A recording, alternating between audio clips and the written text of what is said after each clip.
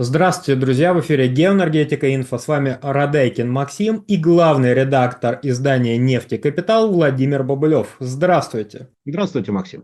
Европейская ценовая премия на газ привела к тому, что трейдеры перенаправляют в Европу СПГ для Азии. Но дальше на рынке может возникнуть дисбаланс и снижение спроса из-за дороговизны СПГ. Глава Витол комментирует, цены на СПГ в Европе достигают уровней, которые могут ударить по спросу, и создается правовая основа для ограничения цен на газ. Владимир, вопрос, что это за такая вот за потолок цен на газ? Это так, Урсула выйдет и скажет, цены стой раз-два, или у них там более хитрый план? Потолок цен на газ был введен несколько лет назад в связи с тем, что действительно уровень цен скакал настолько высоко, что европейцы как бы, приняли совместное решение о том, что вот этот вот потолок цен на газ позволит как-то ограничивать его стоимость, ну и поддержать, так сказать, покупателей газа, позволив им приобретать газ по каким-то адекватным ценам. Другое дело, что вот эти все инициативы, так или иначе, они как бы достаточно декларативны, но очень плохо работают, потому что с одной стороны, все понимают, что что-то с газовым рынком Европы делать надо, а с другой стороны, все понимают, что в данном случае, скорее всего, каждый будет сам за себя. Ну и вот опять же, в этом году мы эту ситуацию как раз видим на примере той же самой Словакии и Венгрии, которые оказались, фактически один на один со своими энергетическими проблемами, когда Украина прекратила транзит российского газа через свою территорию. И выяснилось, что решать проблему Венгрии и Словакии, которые встряли таким образом и не могут надеяться на то, что их энергобезопасность будет кем-то поддерживаться, кроме них самих, вот в результате оказалось, что сами, вот сами договариваетесь, сами ищите газ, сами покупаете, вот. И, собственно, ну и поэтому вот так до сих пор не заработала, можно сказать, провалилась вот эта европейская инициатива по совместным закупкам газа, опять же, для того, чтобы постараться сделать газ для потребителей, во-первых, не таким дорогим, как он может быть на рынке, вот, а во-вторых, ну, как-то постараться обеспечить те потребности, которые есть у европейских стран. Но эта штука тоже, несмотря на как бы вот внешне, казалось бы, очень позитивную идею и план, ради которого все это родилось, так или иначе, это все равно не заработало. Ну, а что касается роста цен на газ, наверное, мы увидим интересные события на газовом рынке даже скорее не сейчас, а летом. Потому что, как заявил один из трейдеров, я не боюсь ситуации с ценами на газ зимой, я боюсь, что будет летом, потому что летом нужно будет вновь закупать газ и забивать европейские ПХГ в рамках подготовки к следующей зиме. А вот с этим уже будут проблемы, потому что у нас минус украинский транзит. Плюс ко всему СПГ, на который рассчитывала Европа, ну, во-первых, как мы видим, сейчас возникает ценовая премия на европейском рынке, и газ из Азии, ну, тот газ, который предназначался для Азии, уходит в Европу, но, тем не менее, судя по оценкам различных аналитических агентств, спрос на СПГ в Азии будет расти.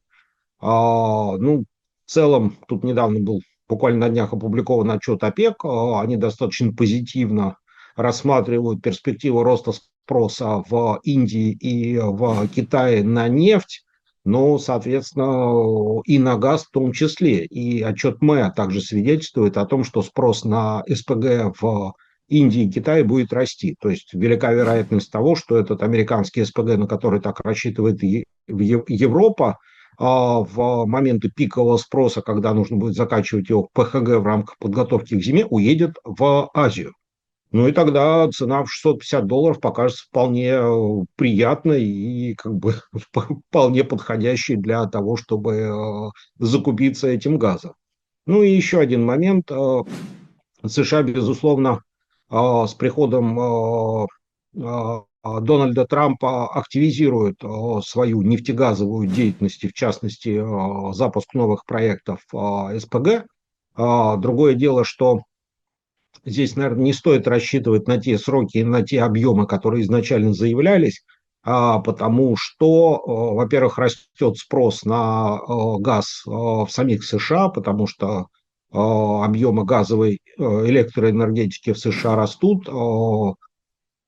Соответственно, пока газ на внутреннем рынке США стоит достаточно дешево, то есть как бы, ну, там порядка 250-280 долларов за тысячу кубометров, и всех это устраивает. Соответственно, если СПГ будет отправляться в основном там, в Европу, в Азию и так далее, ну, наверное, производители электроэнергии, те, кто ориентируется на газовую генерацию на внутреннем рынке США, вряд ли будут рады, если цены будут расти. Поэтому, ну, я так полагаю, что, скорее всего, все будут заботиться прежде всего о внутреннем рынке. Ну и плюс ко всему, те проекты, которые замысливались к запуску там в 26-м году, там, в 28-м, я смотрю, они постепенно сдвигаются, как сейчас принято говорить, вправо.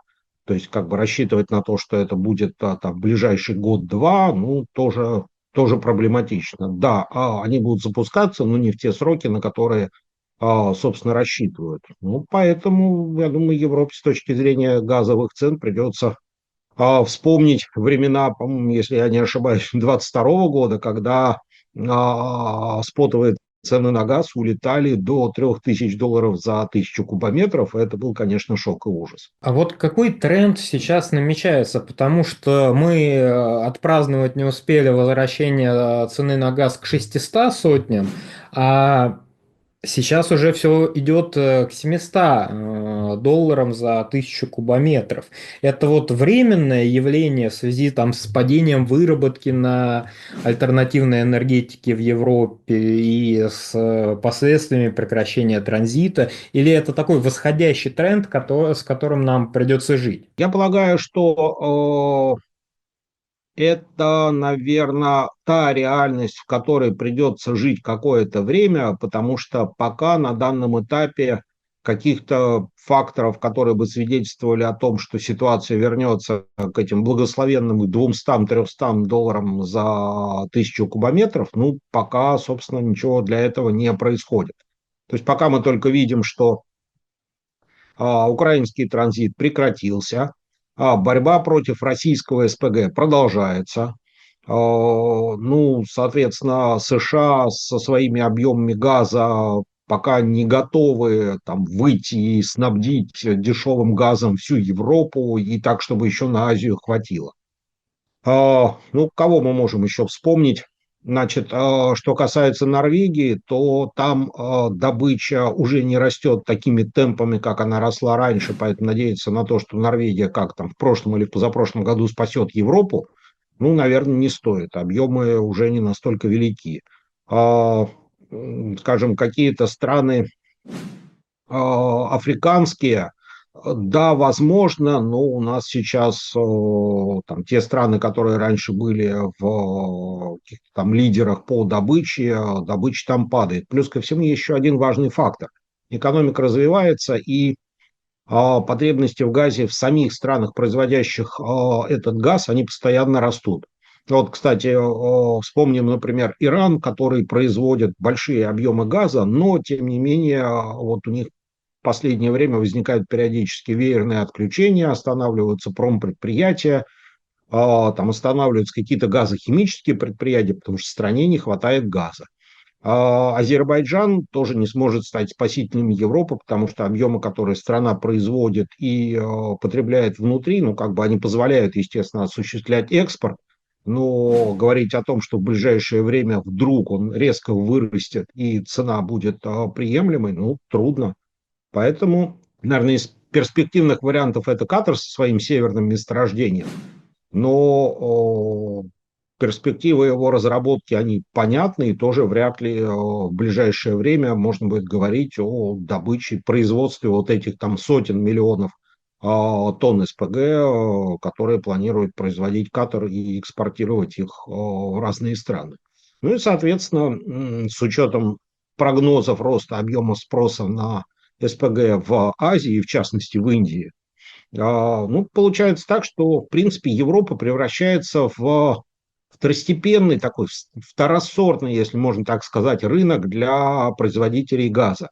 То есть спрос в Европе, да, сейчас на данном этапе он растущий, но глобально он стагнирует, потому что европейская промышленность сокращает объем своего производства, предприятия переезжают из Европы там, в Штаты или в какие-то азиатские страны.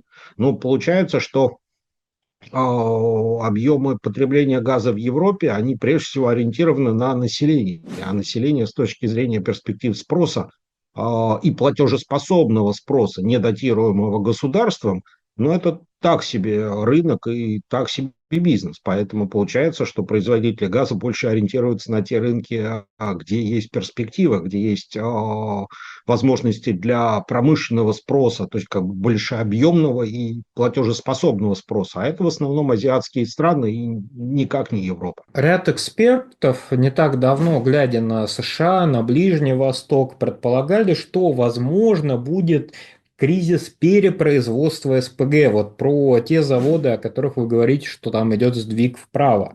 То есть нам теперь уже совсем не грозит кризис перепроизводства СПГ? Или это вот все просто сглаживается?